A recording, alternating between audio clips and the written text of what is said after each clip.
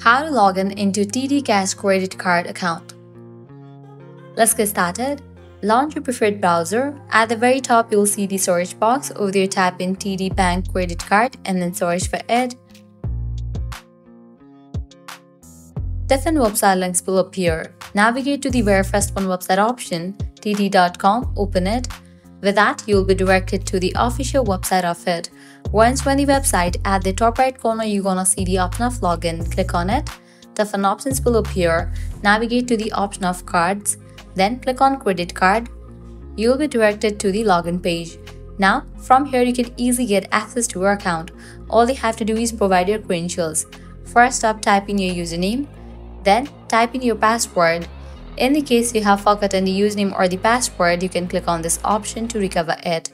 If you want to save your login info, check in for the option of Remember Me. After you provide all the details, click on Login, and just for that, you will be logged into your account. Once logged in, you can navigate to the credit card section and make changes to it. So this is how you can easily log in into TD Cash credit card account. At the end, if you guys find this video helpful, don't forget to like, share and subscribe to our channel. Thanks for watching.